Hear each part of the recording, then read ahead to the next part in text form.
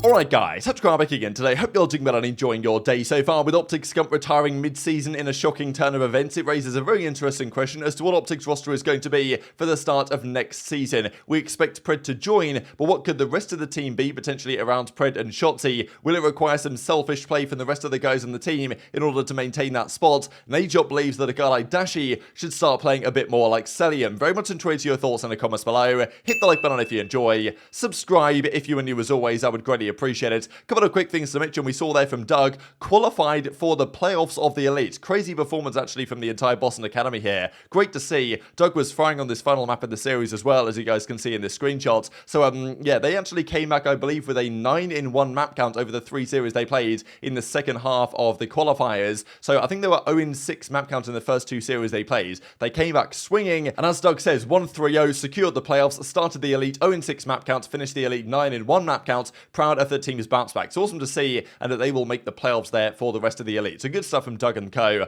Thought it was nice to shout out Doug when he's actually dropping positive numbers. And well, maybe it's part of the fact that it's this, right? And as Insight says, people wake up and get to use Dead Silent and a Vaznev. So there's still the discussion going on between the ARs and the SMGs. Is the Vaznev too good? Should they G it? Should they nerf it? Whatever can happen. There could still be some weapon updates over the coming days and weeks anyway. But yeah, still some of the ARs aren't so happy about it. Scrappy clearly isn't either. To me, I prefer to watch SMG play than AR play anyway. It's just more fun when the SMGs are stronger than the ARs. But maybe it's gone a bit too far, but probably not, because we're still seeing at least 1 Scar, if not 2, on the majority of maps in play right now. Quick note from Arcitys as well. Apparently his CDL account is still causing him some problems. We saw the other day that he was getting scan and repair all the time. I think before the first series that LAG played against maybe Florida, he had to change out his PC and he was having a bit of a hard time. Apparently it's a CDL account issue, so we'll see. Vivid says the same thing happens to Awakening, so I don't really know what's happening there, but some frustrating stuff. Also, big update on the entire Activision Blizzard's Esports League side.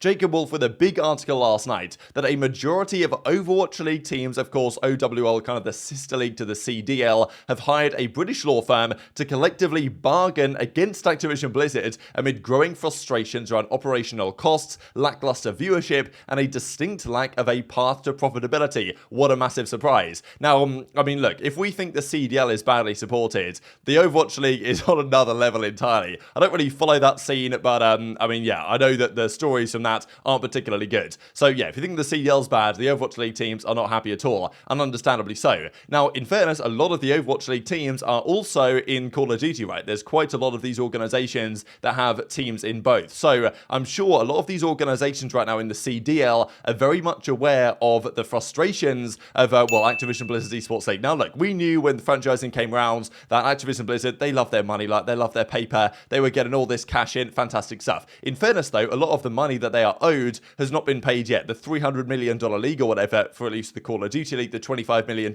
buy-in per team, not many teams have paid much of that so far. I think a lot of them have paid maybe 20-25% of that amount of money, and obviously the teams don't want to pay all of it because Activision promised them all this by year 4, year 5 of the league. Turns out we're not really in that case, and the Overwatch League was even around before the Call of Duty League. So probably if this is happening in the OWL, it's not far away from happening in Call of Duty as well. The goal for these discussions is for the teams to be awarded some form of economic relief to promote sustainability after each franchise spent somewhere between 7.5 to 10 million in franchise payments over the past 6 years. The OWL's been around for longer, but yeah, I wouldn't be surprised if before long we see similar discussions start to come around the CDL, because the teams will probably think, well, hang on a second here, why are we paying all this money? Because you promised us XYZ, haven't delivered on it, and therefore you've got to do something to actually help us out here, which is understandable, because I think that a lot of the time nowadays these franchise leagues, they benefit the majority of the people they benefit are the publishers. Like Activision are absolutely loving it, they're making all the cash, the teams are struggling to survive and actually turn any sort of profit at all, especially with player salaries the way they are, which will certainly go down, I think, over the coming couple of years. So to be honest, I think it's only been a matter of time until this started to happen, and I think we even heard rumors not that long ago that some of the CDL teams were considering coming together and saying, like, how can we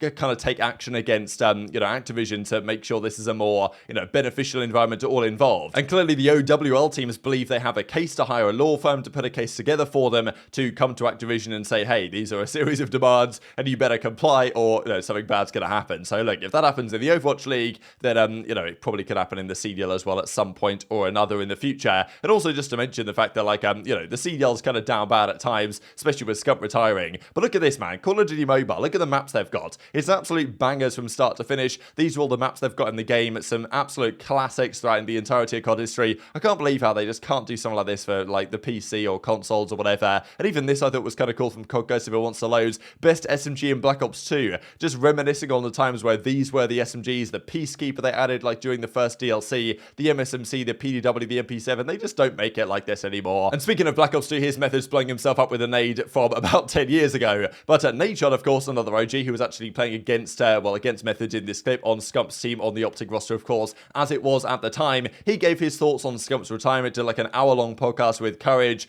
talking about some stories and, you know, Scump's future and all this type of stuff. One of the things he mentioned that was very interesting to me was the future of this OpTic roster individually. What's going to happen here to this team? What's the roster going to be like next season? Because he says full well that he understands and does believe that Pred is a free agent at the end of the year, and probably he goes to join OpTic. Shotzzy's not going anywhere. Pred is probably there anyway. That makes sense. The rest of the team, though, is absolutely unknown. Who knows? Like iLLeY and Dashy, both of these players were dropped from the team back in August. There's no guarantee that despite, you know, who knows what happens with Dashy for the rest of the season, who knows what happens with iLLeY for the rest of the season, but there's a solid chance that either, you know, none of those guys end up there. Also, what happens with Huke, if Huke is great, but they still want Pred, what happens there? So, very interesting questions that will be answered after this season in terms of what their roster is going to be. Nadeshot says basically that every player in the league needs to be going balls to the wall hard to make sure that they can be in the conversation to get one of those spots, which probably will open up at the end of the season with roster changes. Certainly, you'd imagine will be made given the Pred discussion. Others might be able to fill those voids, but then again, from the Dashy and the iLLeY perspective, and also from Huke's perspective, you've got to ensure that you know, make the most of this opportunity, right? If you underperform here this season, then you might not get a chance next year, which is a serious concern. So Nadeshot says, look, if you're a guy like Dashy, you've got to maybe start playing a bit more selfishly to ensure they keep you around next season, comparing his potential playstyle to what Cellium does. So looking on to next year, though, that's the weird dynamic of this right now, because Pred, I know for a fact his contract's up at the end of this year. So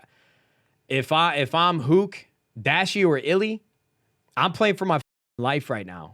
I mean, there's no other way to look at it. Every single event, every single map that they play from here on out is a tryout for next year's team. Yeah. Because there's going to be a lot of free agents. Everybody's going to be looking to get crowned by OpTic and brought into that family. There's no other place, I would imagine, hopefully besides, you know, if you can't go to OpTic, 100 LA Thieves, you want to be here eventually if you can't get on that roster. And I'm okay with it being like that. OpTic's been around a lot longer. Yeah.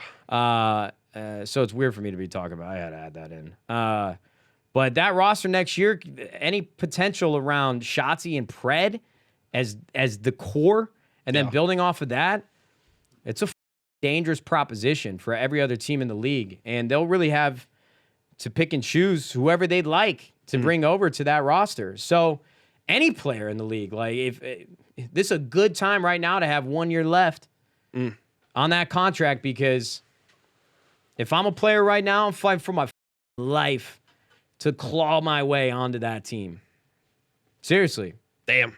So if anybody's going to take advice, I don't even mean to sound like I'm preaching, but if I'm Dashy, iLLeY, and Huke, I don't think they need any other motivation than they have now. Yeah. But if you want to really think about long term, you better go. I might even play a little selfish, dude. I honestly think about that all the time, bro. Like, I wish I would have maybe played a little selfishly. It's like, if you go back and look at any VOD, my arrow is moving forward for better or worse. You know, I'm trying to get to that flag. Yeah. I'm trying to get onto that hard point. I'm trying to break this spawn. And in a lot of ways, I feel like it hurt me as a player, but there's just always that urgency. But if I'm Dashy right now, I'm playing like Cellium. Oh, you won't see me near that motherfucker. I am staying alive for 3 minutes going on these kill streaks. Well, no. I was just joking around because there's this one map from, I think, the major where Cellium on Hydroelectric, I cannot get over it. And I don't know how to play this game, so could be absolutely wrong. This man was alive for like 2.5 minutes. I don't know if he was setting up for the next hill or what. Or the rest of them were just hey, killing brother, everybody. you'd be better off dying and spawning next to your team than staying alive right now. But there's no doubt how good Cellium is. Like, I don't even mean that as shade. I have no reason to apologize. I genuinely just think Cellium is filthy. But these players gotta go off this year to see what happens. So I thought it was kind of funny and interesting that he was roasting Cellium a bit there. And he did go on to say, you know, like he reckons Cellium was a great player, and it was one specific moment where he reckoned Cellium was just sitting there and basically doing nothing on the map that Nadeshot was always opposed to. In his career, he was always, you know, balls to the wall, running forward, trying to make some action. Doesn't matter if he drops a point 8, he's going to do the OBJ work, that type of stuff. But yeah, what do you think about Nadeshot's perspective on the future of this team? Suggesting that indeed there's no guarantee this team stays together into next year. There's no guarantee this team stays together in the next couple of months, to be honest, given the whole Dashy Rambo thing. We don't really know how that's going to get resolved. It might be fine, it might not be fine. I mean, Dashy has obviously been dropped 2 times already by this team in the last few months, so you can't rule out the possibility of it happening again in the future, despite the words from Scump right about backing Dashy to kind of, you know, rise where he falls away and stuff. But I mean, look, there's been many times, I mean, I was just even thinking back to like Manchester United when Sir Alex Ferguson retired and he was backing David Moyes as the new manager, and you know, Moyes probably got a bit of a hard time given the team he inherited. But you know, when you've got an absolute legend stepping away, it's always really tough for the potential replacement there. And Dashy isn't exactly the replacement for Scump here, but nonetheless, there's the pressure on him to deliver. It might not work out so well. So should these guys consider playing a little bit selfishly? Now, of course, playing selfishly is probably not optimal, because if you play unselfishly for the benefit of your team, and this team wins 3 events from now to the end of the year,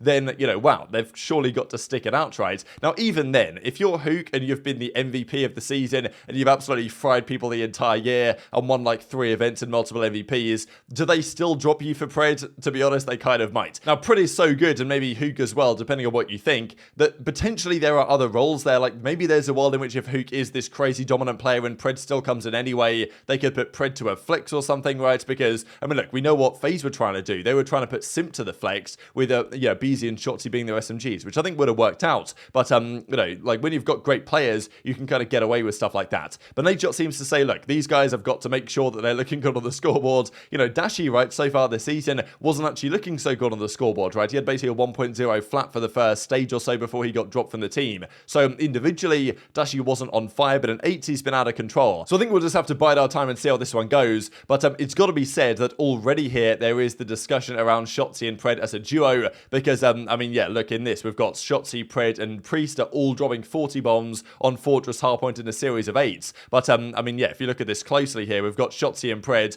both 42 in 35-ish, which of course is a very interesting sight, because this is a potential OpTic SMG duo from 2020, well, to the end of 2023 into 2024 as well. So very much enjoyed your thoughts on all that stuff in the comment section below. Just one final thing to mention here, there was a tweet that Brian Sats was going to do this weekend that unfortunately, you know, Scump is now retired. But you know, looking at Scump and Clayster when they first met, when they most recently met, but that was actually COD Champs 2021, where Clay's New York Subliners took down OpTic. The last time actually that Clay played both Formal and Scump. Didn't get to play them since 2021, which is kind of sad to think about in a way. And also just to mention this, Scump's longevity, unbelievable. We know this for a fact anyway. But yeah, the distance between the first and most recent tournament wins, Scump and Crim6 topping the list, of course. Scump from his first event win in Black Ops 1 all the way through to Major 1 in Vanguard. Crim6 was the Pro-Am Classic, of course, in Vanguard, and then way back to the early Black Ops 2 days, and then Cap, John, Aches and Co. kind of rounding out the list here. And I will say that, like, in all of the greatest of all time lists, JCap is always getting criminally underrated nowadays. I see people coming out every couple of weeks with their top 10 of all time, and a lot of people aren't even putting JCap on there, which I think is mind-blowing to me.